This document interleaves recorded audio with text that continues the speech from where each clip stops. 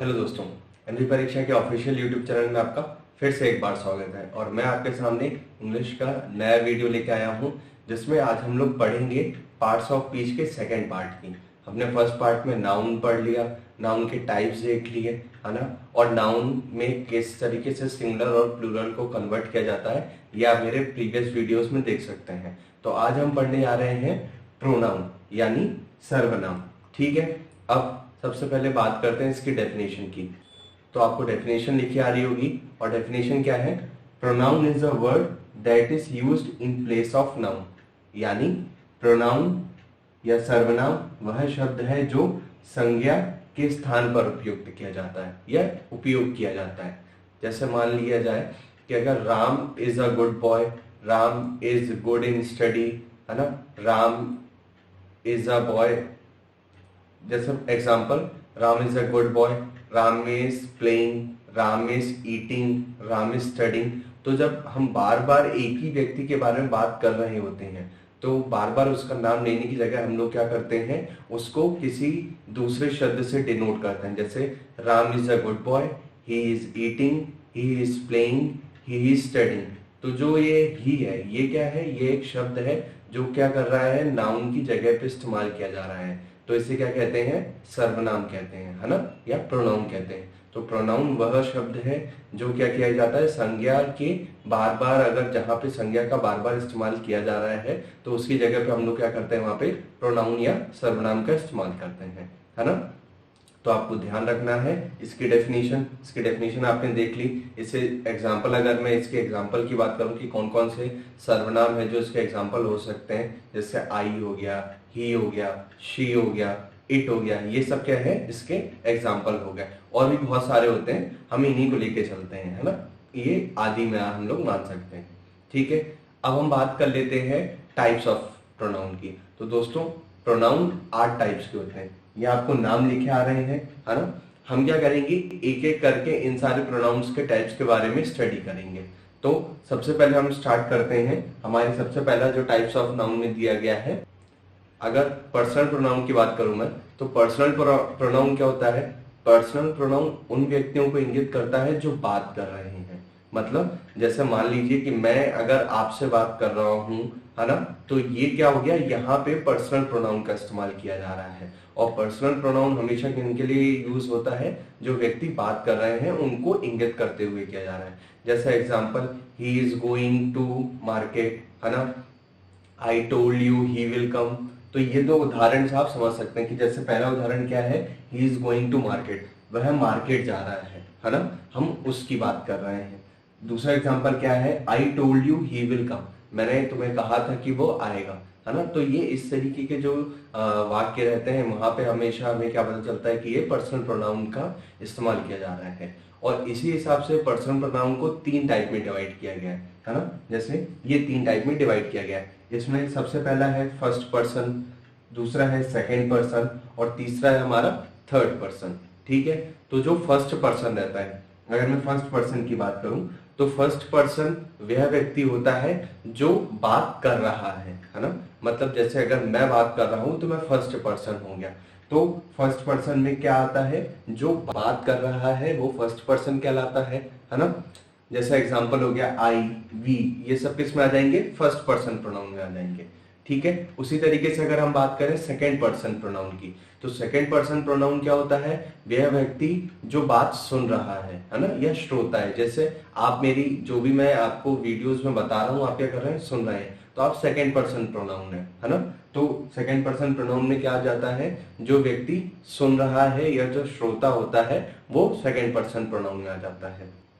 जैसे एग्जांपल, दो, यू, ये सब किस में आ जाते हैं? आपके सेकंड पर्सन प्रोनाउन में। ठीक है, अब हम बात करते हैं थर्ड पर्सन प्रोनाउन की। तो थर्ड पर्सन प्रोनाउन क्या होता है?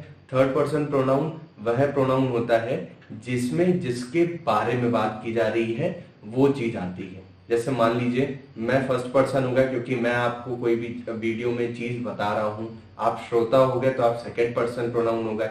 और हम पढ़ किसके बारे में रहे हैं? हम इंग्लिश सब्जेक्ट में पढ़ रहे हैं पार्ट्स ऑफ स्पीच के बारे में। तो हमारा थर्ड पर्सन प्रोनाउन क्या हो गया? इंग्लिश सब्जेक्ट हो गया, है ना। थर्ड पर्सन प्रोनाउन वह होता है जिसके बारे में बात की जा रही है। जैसा एग्जाम्पल हो गया, ही, शी, इट, ये सारे क्या हो गए, इसके एग्जाम्पल हो गए, है ना। जैसे मान लीजिए कि मैं ये कह रहा हूं, जैसे दो व्यक्ति आपस में बात कर रहे हैं, एक व्यक्ति राम है, एक व्यक्ति श्याम है। तो राम ने कहा कि राघव खाना खाने जा रहा है। तो राम ने किसको कहा है ये चीज, राम ने श्याम को कहा। सुन कौन रहा है, श्याम सुन रहा है। बात किसके बारे में की जा रही है, राघव के बारे में बात की जा रही है। तो इस तरीके से फर्स्ट पर्सन, सेकंड पर्सन और थर्ड पर्सन प्रोनाउन होता है, जिसमें पर्सनल प्रोनाउन को बांटा गया है ना।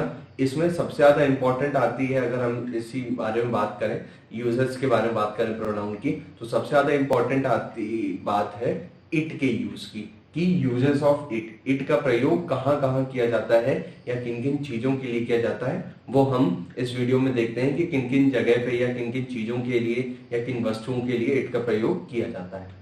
तो सबसे पहला जो आपको टाइप दिख रहा होगा कि कहाँ पे प्रयोग किया जाता है, तो नेचुरल इंसिडेंट यानी प्राकृतिक घटना। अब प्राकृतिक घटना मतलब जैसे मान लीजिए बारिश हो गई, भूकंप हो गया, है ना, ये सब क्या होती है, प्राकृतिक घटना होती है। इसमें मानव का कोई भी हाथ नहीं होता है। तो सबसे पहले सीजन, है ना, सीजन की बात हो गई, वेदर की बात हो गई, है ना, उसके बाद बारिश की बात हो गई, भूकंप की बात हो गई। तो यहाँ पे किन शब्दों को प्रयोग किया जाएगा, इट का प्रयोग किया जाएगा, है ना, प्रोनाउन के रूप में इट का प्रयोग किया जाएगा। और कहाँ पे इसका इस्तेमाल किया जा सकता है, तो और इसका इस्तेमाल किया जाता है समय बताने में।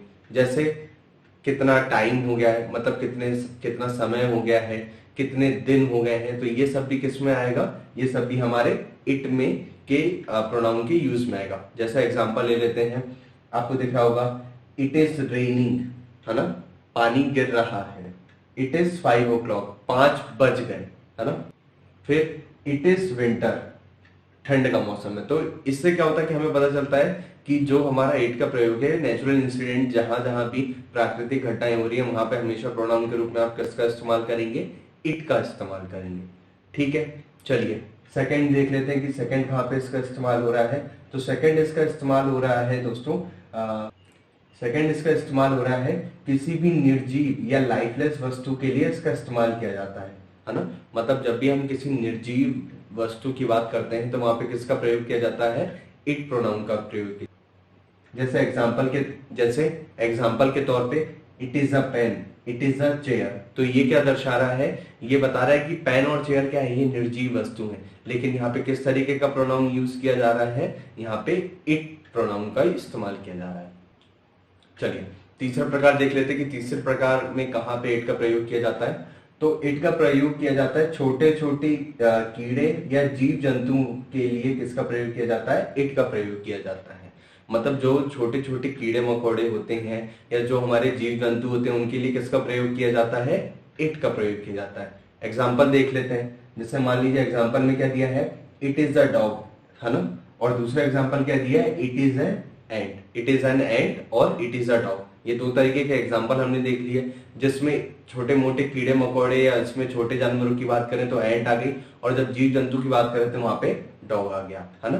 तो इस तरीके से ये तीसरा प्रकार हो गया जहां पे हम लोग इसका इस्तेमाल कर सकते हैं, इट का इस्तेमाल कर सकते हैं। चलिए अब देख लेते हैं चौथा कौन सा टाइप होता है जहां पे इट का इस्तेमाल किया जाता है। तो इट का इस्तेमाल कहाँ किया जाता है, स्मॉल बेबीज या चिल्ड्रन या ऐसी चीजों के लिए जिनके लिंग, है ना, जिनके बारे में बता नहीं सकते कि पुरुष है या स्त्री, वहां पे किसका प्रयोग किया जाता है, वहां पे उसके लिए इट का प्रयोग किया। जैसे एग्जाम्पल में हम लोग देख लेते हैं कि the child is playing with its toys. बच्चा क्या कर रहा है, हमें बच्चा पता नहीं है, बच्चा लड़की भी हो सकती है, लड़का भी हो सकता है। तो क्या कहा जा रहा है कि बच्चा जो है किससे खेल रहा है, टॉयज से खेल रहा है ना, खिलौनों से खेल रहा है ना। दूसरा एग्जाम्पल देख लेते हैं, the child is crying because it is hungry, है ना, बच्चा रो रहा है क्यों, क्योंकि वह भूखा है ना। तो इस तरीके से हम बता सकते हैं, इस तरीके से हमने चारों टाइप देख लिए कहाँ कहाँ पे इट का प्रयोग किया जाता है। अब वापस हम बात करते हैं दोस्तों, हमारे जो पर्सनल प्रोनाउन है, हमने फर्स्ट पर्सन, सेकंड पर्सन या थर्ड पर्सन की जब बात करी है तो वहां पे किस तरीके से इनका यूज है वो हम लोग एक बार देख लेते हैं। तो ध्यान रखने वाली चीज क्या है, ऑर्डर ऑफ प्रोनाउन, है ना। ऑर्डर ऑफ प्रोनाउन में अगर हम बात करें, ऑर्डर ऑफ प्रोनाउन में अगर हम बात करें तो किस तरीके से, तो देखिए अगर फर्स्ट पर्सन, सेकंड पर्सन और थर्ड पर्सन प्रोनाउन इन तीनों को एक साथ इस्तेमाल किया जा रहा है अगर कहीं पे, तो इनका ऑर्डर क्या रहता है कि सबसे पहले आता है सेकंड पर्सन, फिर आता है थर्ड पर्सन और फिर आता है हमारा फर्स्ट। जैसे एग्जांपल के तौर पे देख लेते हैं, you, he and I have to help her. You क्या हो गया, हमारा सेकंड पर्सन हो गया, है ना, मतलब जो श्रोता है, ठीक है। ही क्या हो गया, जिसके बारे में बात की जा रही है। एंड आई यानी मैं, मतलब फर्स्ट पर्सन। तो you, he and I have to help her, हमें उसकी मदद करनी पड़ेगी। तो ये क्या हो गया, इस तरीके से आप सेंटेंस को, जब भी आपको ये सेंटेंस में जब भी वर्ड फॉर्मेशन या सेंटेंस फॉर्मेशन का आता है तो आपको ध्यान में रखना है ये ऑर्डर, कि जब भी हम इन तीनों की बात करते हैं तो ऑर्डर ऑफ प्रोनाउन क्या रहता है, पहले सेकंड पर्सन आता है, फिर थर्ड पर्सन आता है और फिर क्या आता है, फर्स्ट पर्सन प्रोनाउन आता है। ठीक है, ये तो हो गई जब तीनों का इस्तेमाल किया जाता है इकट्ठा। पर यहाँ पे खास और ध्यान रखने वाली बात क्या है कि जब भी गलती मानने या दोष बांटने की बात है, मतलब जब भी हम गलती मानते हैं या आपस में ये कहते हैं कि हम सबने मिलकर काम किया है, तब वहां पे ऑर्डर ऑफ प्रोनाउन क्या होता है, वो चेंज हो जाता है। वहां पे ऑर्डर ऑफ प्रोनाउन क्या हो जाता है, पहले फर्स्ट पर्सन आता है, फिर सेकंड पर्सन आता है, फिर थर्ड पर्सन आता है।